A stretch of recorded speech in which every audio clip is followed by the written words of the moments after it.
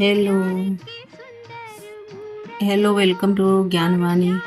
तो देखते हैं आज वर्ण क्या है। वर्ण के बारे में आज देखते हैं वर्ण क्या है।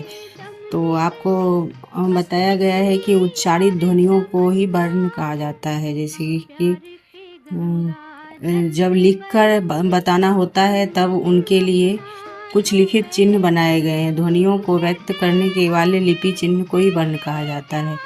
वर्ण भाषिक ध्वनियों के लिखित रूप होते हैं। हिंदी में इन वर्णों को अक्षर कहा जाता है। वर्ण को ही अक्षर कहा जाता है। ये ही भाषा की लघुत्तम इकाई होती है। तो भाषा की वर्ण होती है लघुत्तम इकाई भाषा की। और वर्णमाला में क्या है, वर्णों के व्यवस्थित समूह को वर्णमाला कहते हैं। हिंदी की वर्णमाला पहले स्वर वर्णों तथा बाद में व्यंजन व्यवस्था कहलाते हैं। तो ये है वर्णमाला। और ये वर्ण क्या है, तो वर्णों की भाषिक ध्वनियों के लिखित रूप को ही वर्ण कहा जाता है। तो लिपि चिन्ह वर्ण कहलाते हैं। तो ये हुआ। और फिर मानक मानक देवनागरी लिपि, तो ये है। और अनुस्वार, अनुस्वार में और विसर्ग आता है।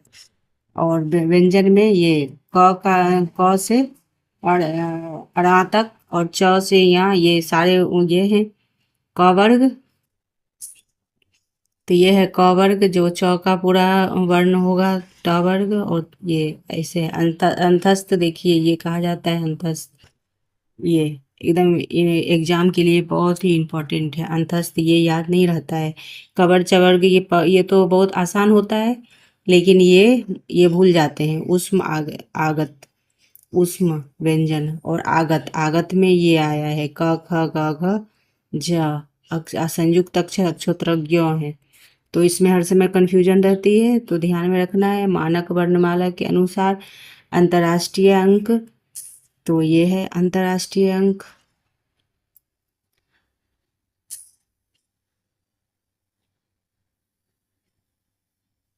ये है अंतर्राष्ट्रीय अंक।